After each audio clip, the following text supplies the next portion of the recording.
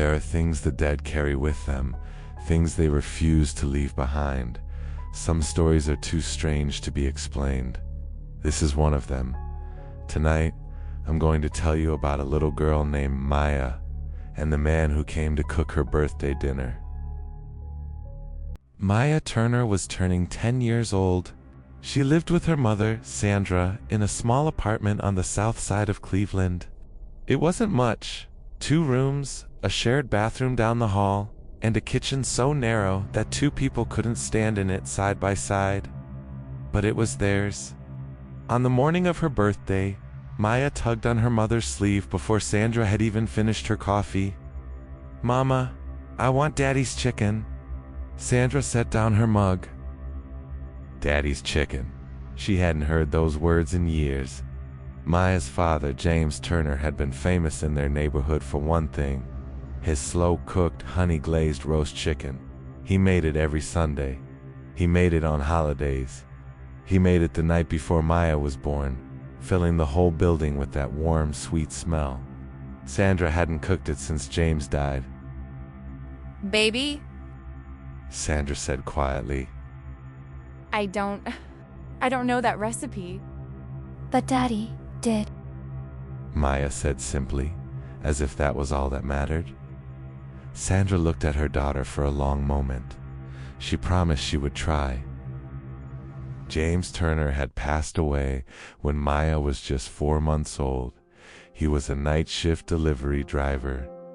One evening in February, a patch of black ice on the highway overpass had taken him from them in less than a second. Maya never knew him. Not really.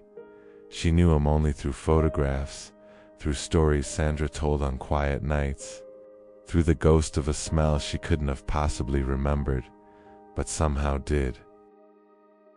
Sandra had done everything she could to keep his memory alive, but cooking his chicken? That was too much. Every time she opened the spice cabinet, she could see his hands. Every time she turned on the stove, she could hear him humming. So she stopped cooking it. She told herself it was practical. She told herself Maya was too young to notice. But now Maya was 10, and Maya had asked, and Sandra had no idea how to say no. The next morning, Sandra left early. She worked double shifts at the hospital on weekends, and that Saturday was no different. She kissed Maya on the forehead, left a $20 bill on the counter, and made sure the door was locked behind her. Maya was old enough to stay alone for a few hours. Sandra had done it before. What Sandra didn't know was that 20 minutes after she left, someone knocked on the door. Maya looked through the peephole. A man stood in the hallway, middle-aged, calm, wearing a plain gray jacket. He had kind eyes. He carried a large cloth bag over one shoulder. "Who is it?" Maya called through the door. The man smiled. "It's James," he said. "Your mama sent me. I'm here to cook your birthday chicken." Maya opened the door. She didn't know why she did. Something about him felt familiar. Not in a way she could explain. Not in a way she had words for. Just familiar. Like a song you've heard before but can't place. The man came inside, set his bag on the counter, and began unpacking it without a word. Everything he needed was already in that bag. Whole chicken, fresh rosemary, a jar of dark honey, spices Maya didn't recognize by name, a small glass bottle of something amber and sweet-smelling. "You know how to make it?" Maya asked, watching him. "I've made it before," the man said. He moved through the kitchen with an ease that made the narrow space feel larger. He knew where the cutting board was before Maya pointed to it. He found the roasting pan on the second shelf without looking. Maya sat at the kitchen table and watched him work. He sang while he cooked, low and quiet under his breath. An old song, something with no words Maya could identify. but it made her feel safe. It made her feel like she was somewhere she'd always been. What should I call you? Maya asked after a while. The man looked at her. His expression was warm, but something in his eyes was far away. Whatever feels right. He said. Maya thought about it. I'll call you my other daddy. She said. The man turned back to the stove. His shoulders rose slowly, then fell. Okay. He said softly. That's okay. By the time the chicken was in the oven, the whole apartment smelled extraordinary. Maya had never smelled anything like it, and yet somehow it felt like a memory, like something from before she could remember. The man cleaned up every dish he had used, folded the cloth bag neatly, and set it by the door. It needs 45 minutes. He told Maya. Don't open the oven. Just let it go. You're not going to stay. He was already at the door. He turned around and looked at her, really looked at her, and for just a moment, his expression was not the expression of a stranger.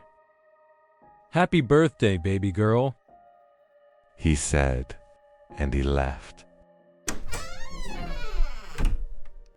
Sandra came home early. She had managed to get someone to cover the last 2 hours of her shift, and she wanted to be home when Maya woke up from her nap. She wasn't expecting the smell. She stopped in the doorway. That smell. That exact smell. Maya? She called, stepping inside. Maya, what? Maya came running from the bedroom. My other daddy came. He made the chicken. It's almost ready. Sandra went cold. What did you say? The man daddy sent. He said, you asked him to come cook? Sandra grabbed her daughter by the shoulders. Maya, I didn't send anyone. I didn't ask anyone. But he knew everything. He knew where the pan was. He knew all the spices. He said his name was James. Sandra walked slowly into the kitchen. The oven was on. The timer was running. Through the glass she could see the chicken, golden, glazed, perfect. She turned to the counter. The cutting board was clean and dry. Every dish was put away. The bag of ingredients was gone. She opened the cabinet where they kept the roasting pan. It was there, on the second shelf, exactly where James used to keep it. Maya, I never told you where we keep that pan. I know, he knew. Sandra stood in the kitchen for a long time, not moving. The timer went off. The chicken was perfect. Sandra never found out who the man was. She asked the neighbors. She checked the building camera. There was no footage from that morning, not a malfunction, just nothing, a blank. She never cooked that recipe herself. She never had to, because every year on Maya's birthday, the smell comes back, just for a morning, just long enough to remind them both that some things, some people, don't entirely leave. If this story gave you chills, hit that subscribe button. More stories are waiting in the dark. This is SpiritVox. Stay safe out there.